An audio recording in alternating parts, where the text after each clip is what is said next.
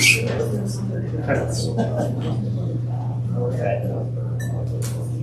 So, I'd like to call to order our meeting for today. Do we have anyone to approve the minutes from the November meeting? I'll second.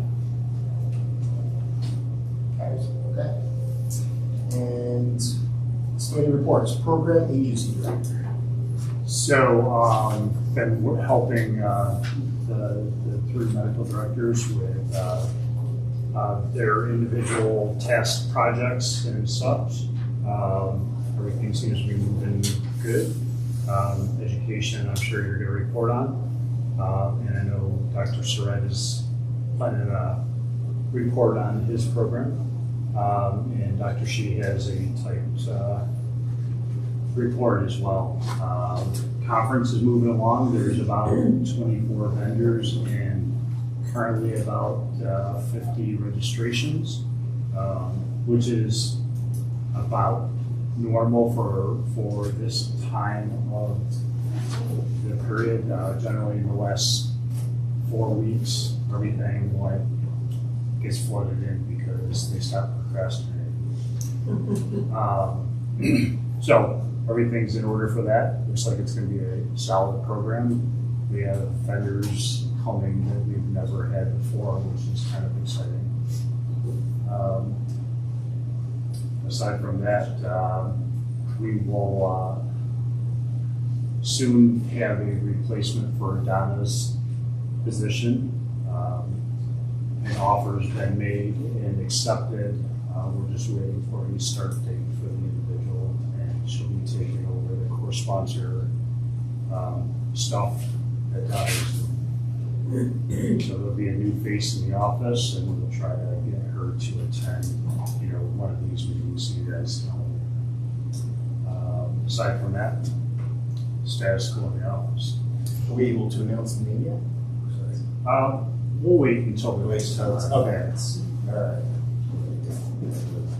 Still gotta make all the HR hurdles within the college system. So. Right, it's a part-time position. They changed it from full-time to part-time, which, in our opinion, is where the position probably should have been originally.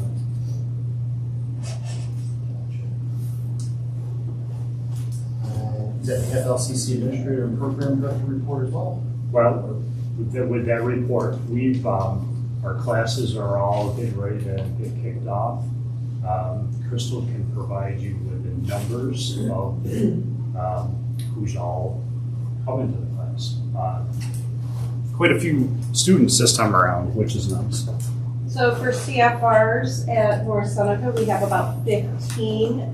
Canandaigua, a total of 14 students for EMT Original and Refresher. Wayne Finger Lakes BOCES, they have 14 students. Gloria's teaching that. There's 10 originals, 3 refreshers, and 1 core. And then at the Stanley Hall Gorham Ambulance, there's 25 students, 22 originals, and 3 refreshers. Awesome. Medical Director, Dr. Shi. So from the state meeting, let's give a couple of quick updates. Sure, everyone's heard that the law to carry blood for ALS was signed into law. They're still working out the finer details. They're going to try and go by emergency legislation, and hopefully sometime early this year they'll have more details on what that entails. So still not available for ALS providers to carry yet, because we still need to figure out the legislation, but that's on the horizon. As far as the collaborative protocol, all the changes were approved. I don't know if you guys have access to the change log, but the highlights are how it all is removed from formulary to replace with olanzapine. And EMT basics are now able to use supraglottic airways, and this goes into effect around July, like a typical cycle. Also, antibiotics for amputation, moxifloxacin, and also ANSEP in the field. That's also in the protocol. And coming on the horizon, we approved a trial or motion to start a trial for EMT basics to do That's not officially in the protocol yet, but eventually we'll go on the horizon for a trial. Similar to the iGel project before. So from the state meeting. The glucagon thing, I'm sure is going to raise a lot of questions with other directors. There's some So that is it's a trial, it's a study, right? So It's a pilot being program. a pilot program through Suffolk County, EMS? Yeah, so that program would have to first, before anything else can happen, be signed off by the commissioner. And once it clears the commissioner's hurdle, then it would, Suffolk County would create the training module and documentation standards so that everything can be for data collection and consistency, similar to what the iGel process was. So there was a central location for interested agencies to submit an application and supporting documentation from their own medical directors, and then it would move forward from there. I know specifically from conversations with Dr. Winslow from Suffolk County, they've actually had made some arrangements with some sort of central pharmaceutical place to drive down the cost of the glucagon. So it was down to about $120 a dose. I believe it was. Yeah. Has to be all purpose. So a pretty significant reduction from what it normally would. The other thing for consideration, if this program moves forward, is there's now a intranasal glucagon as well that might come into play. Yeah, so to be clear, this is for auto injectors, not the ones we get drawn by the vial. Gotcha. Yeah. The idea is that falls under a similar category to assist patients with, let's say, yeah. Wonder, Cost of the injector is $380. Yeah, the nasal one is probably at 400. once it gets approved, we'll drive the price up. Well, yeah, demand. The other issue is that getting glucagon, in fact, that's been a major shortage. Even the vials has been a major shortage. So I know that we've been struggling with glucagon. It expired. There's some temperature concerns with it as well because of biologic. So it expires. It's expensive and it's hard. And it would be, it would not be a requirement for every agency, Right. so it's only if they opt into the program if it's approved. how does it, maybe on the program, when you want the agency directors to comment on it. So when you have a BLS call, right, and you're using ALS, or previously ALS interventions like sucralotics, soon to be maybe glucagon, with billing, is it then an ALS one call, like when you bill it, or is it BLS? No, because it's in the BLS school of practice. So it's still BLS billable? Yeah, So- BLS can't bill the So BLS the bill. agencies are, it's gonna be a very expensive cost for BLS call. Well, I'm sure there's gonna be some sort of caveat that if, similar to like the sucralotic, you have to have requested ALS to do an intercept of some sort. Yeah, there's a similar verbiage Okay. for glucagon. Yeah, all has to be requested. Was there any discussion on why they weren't just using sugar?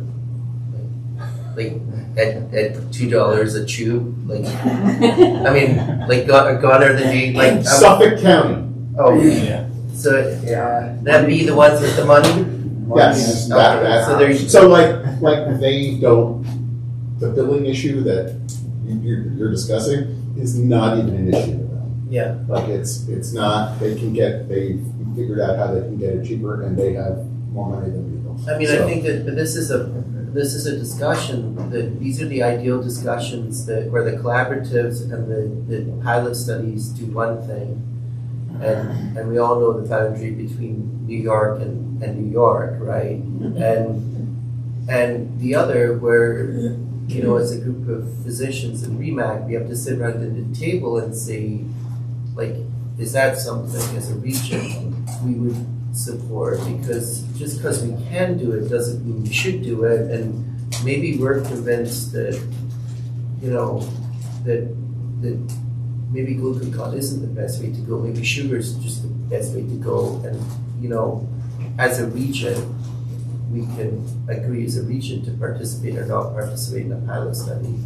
Because you instantly you become responsible for those things if you, as a region, approve the pilot project in our region, you know. So, like, I think this is like typically a mess. It's like it's like iGel times 3, right? Because the iGels were running $100 type thing, and you know, but like cost containment is a significant factor, and maybe not spending $380 on an auto-injector that you probably won't use would be a consideration. That'll expire also.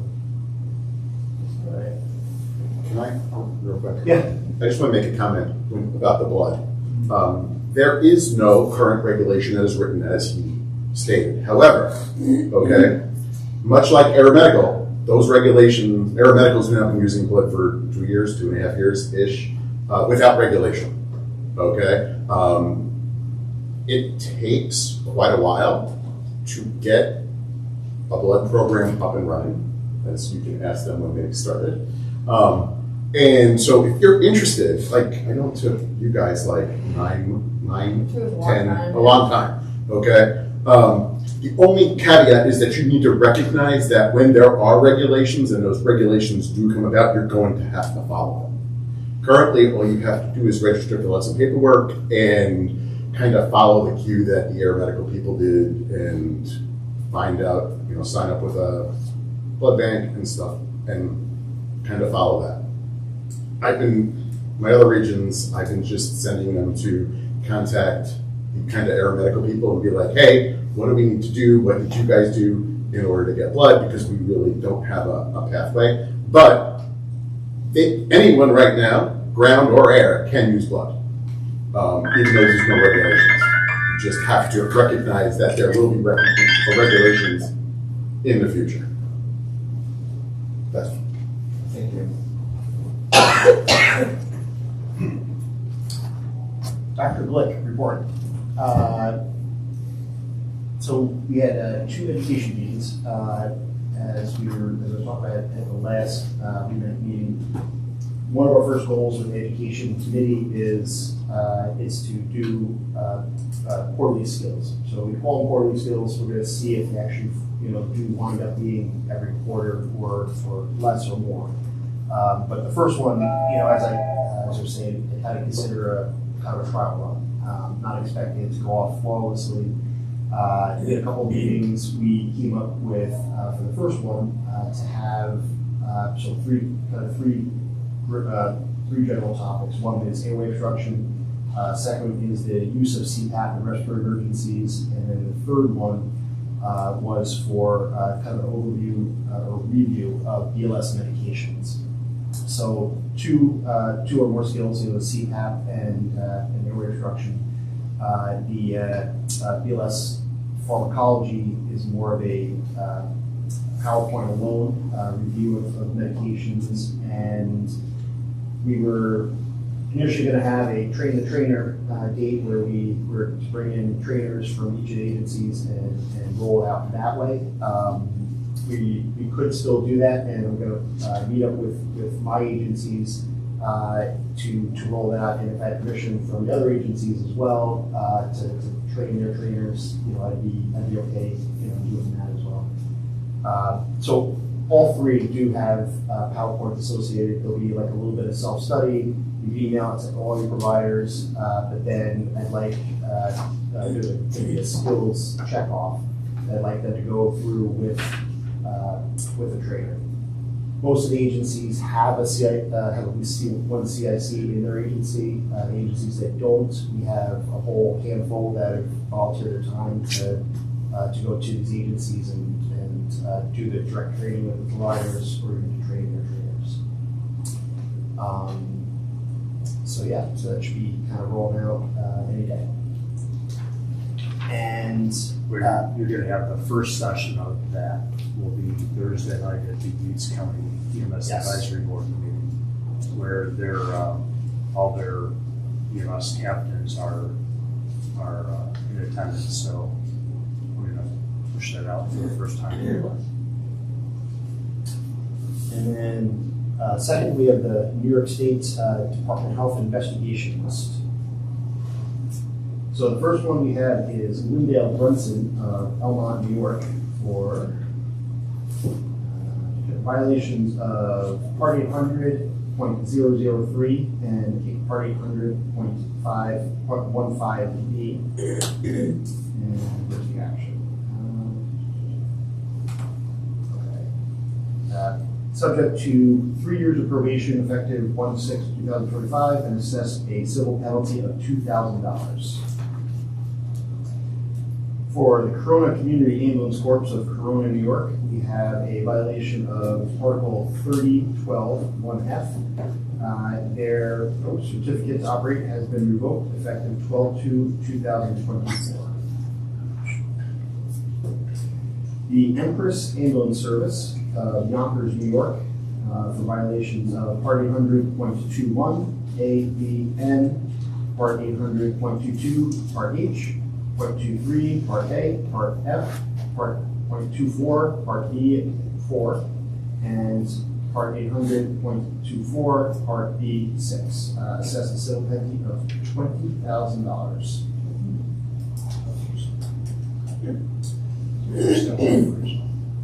Yeah, I think they're gonna. Yeah. For Kadisha Garcia, Brooklyn, New York, we have violations of Part 800.16A, 1, 2, 3, 9, and 11. She will be assessed a civil penalty of $12,000. Of that, $8,000 shall be stayed pending no further violations during the period of probation. Period of probation will be 3 years, and she will be suspended for 1 year effective November 26, 2024. We have John Keever of Worcester, New York, for violations of Part 800.15A2, Part 800.15B1. Certificate revoked on 12/9/2024, assessed a civil penalty of $2,000. Carol Outtar of Woodhaven, New York, violation of Part 800.16A, 1, 2, 3, 9, and 11, assessed a civil penalty of $12,000. Of that, $10,000 shall be stayed pending no further violations. Suspended for 1 year, and suspension is stayed pending successful completion of 3 years of probation. Christopher Keelock of Farmingdale, New York, violation of Part 800.16A1, suspended for 1 year, effective 11/22/2024. The suspension is stayed pending successful completion of 1 year of probation. The Ramapo Valley Ambulance Corps of Suffolk, New York, had violations of PHL 3012-1F, 3012-1B, 3012-1B, Part 800.21J, Part 800.21A, certificate revoked as of October 17th, 2024. Stephen Stinson of Niagara Falls, New York, for violations of Part 800.16A1 and A2. Assessed a civil penalty of $4,000. Of that, $2,000 is stayed pending successful completion of probation. Suspended for 1 year, suspension is stayed pending successful completion of 3 years of probation. That's it. Dr. Siret, report. Quality committee, not sure we've got all of our names right yet, but the quality committee met remotely. We approved the draft quality assurance plan and started building out how it'll look like, essentially splitting into two sections. It's been kind of term prospective and retrospective just now. I'm sure we'll think of better names for it. We got to work on the marketing, right? The prospective aspect of it is going to be headed up by Jeremy Ayres, and it's really essentially it's a forward-looking quality process. So looking at system data and what data is available in system data to try and optimize some quality things prospectively. That then led to the initiation of a data collection. We've got some data sources, but the bridge is iffy and people are signing contracts and we don't really have a solid data source. But one data source that we do have is 911 data. So we're now collecting the information from the 911 centers, just very rudimentary just now, essentially just testing the water as to how well they're going to partner. Just looking at call volume, because I'm not sure we even know how many calls we do in this region in EMS. And I think, that's some of this quality, this prospective quality is about writing stories, about the good stuff that we're doing, the things we need to do better, the problems we've identified and how we're fixing them.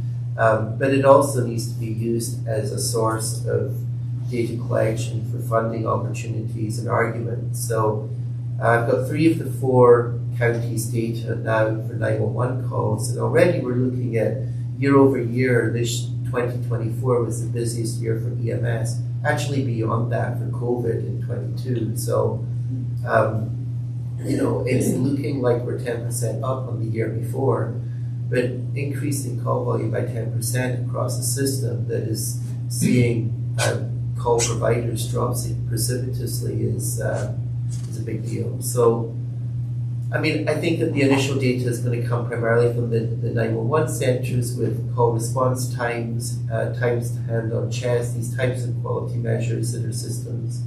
And Jeremy's kind of starting the process of breaking that out. Doug Tatlock made the mistake of volunteering to do anything that we wanted him to do. And so he was very graciously to accept the following. Mr. Tatlock. So the other component is the retrospective component. That's essentially the old QA committee stuff. We still need a forum for agencies to bring interagency issues, provider issues, and even provider problems that they don't want to deal with, or they can't, or they have what we call an abandonment medic, where they left the agency because they had a quality issue and jumped to another one. So that's more of the kind of Doug and myself will be involved in developing a referral source and some sort of, I don't want to call it inquisition, but investigative arm of the Remac, so that we can objectively look into what's been going on, and then we would head to education to develop a remediation plan. So that kind of separates it too. You be the good cop, I'll be the bad cop. Same old, same old. So Doug is being voluntold that he's going to be heading up that component of it. And so we anticipate another meeting in February, middle of February, to kind of build it out further. We should be able to discuss at the committee level, then bring to the Remac the 911 data that we've already accumulated from 75% of the counties. There's a lot of problem with Lake County because they have some CAD issues just now that they're fixing, but that should be back. And at least we'll be able to say this Remac is responsible for X amount of calls. It was a good agency. The committee is a solid committee. There was a lot of experience on it. Like literally hundreds of EMS years experience. And I also, just looking at the committee, I think that the region should be pleased that the people that are involving themselves on that committee are the people that they are, because they're kind of just the steady qualities important to them. They're very non-political, non-targeting. They want to do better things. So and the major agencies were represented as well. So I think it's going to work out well. We're just moving down the process a little bit. So, on that note too, agencies start, kind of, I don't want to say come up with cases, but we can think of cases that were, even cases that were really good, where providers provided, excellent care, I think, refer them to QA, even to look at, just to kind of say like, hey, this is what we're doing right, in the cases that, that you think, you don't even have to be like egregious things, but just things that, to kind of get patterns out there and say, kind of, test the waters. Yeah, and I think, quality is a little bit like the police, right? You need them there, but you really don't like them when they're writing the ticket out for you. So it's the start of the same thing, that we needed to be there, and now it's more important than ever. And as agencies start to effervesce away and consolidate, and bigger agencies are kind of absorbing call volume, regional quality is going to be important. I do believe that this system will work. I anticipate the next hurdle that we have to face in the next 2 months is engaging the agencies more to participate. And there's been some discussion about that already, but I think it's good for our system. So I'm really proud with the group of people that were, even the ones that didn't show up and got volunteered. So, but if other people are interested in quality, this is a good group to be affiliated with. I think it's a good group to learn from, and I think that, from what I've seen, I've got a solid foundation of members that are even keeled. And the most important thing to me is that the QA committee, whether it's prospective or retrospective, is to be balanced and fair and kind and insightful and not punitive. And I want people to work with us because I think that the alternative to working with the quality committee is dealing with the enforcement actions of the state, and I don't think that that's a good thing for anyone.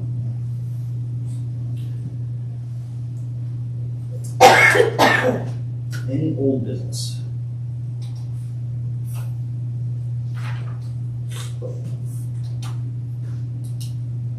So I think our new business from last time was discussion about the antibiotic training modules. So to reach out to the agencies to see what materials already been created to use it for other agencies interested in using antibiotics for fracture care. And then there was RSI applications. So, any new business? So the only new business I have is up there. I'm not sure if there's any left, but we're looking for agencies and individuals to submit people for our regional awards, which will become state award nominees for the Vital Science Conference. They range from physicians to nurses to communication specialists to ALS and BLS providers. So if somebody's doing a worthy job, please submit them. The deadline's coming up here pretty quick because we'll have obviously order awards for those individuals. So if we can have that at least by the first or second week in February, that should be sufficient time. How are awards considered? Like, is there an awards committee that's established? So the conference committee currently, which is made up of Flremsc members, will be selecting the awards. And anyone can make nominations, right? Not just Anybody can make members nominations. And, Yep. So put word out. Even if there's hospital providers that want to compliment a really good EMS provider, send some letters. All right, any other new business? All right. Mr. Remac? So the next meeting will be March 18th, right here at 9 a.m.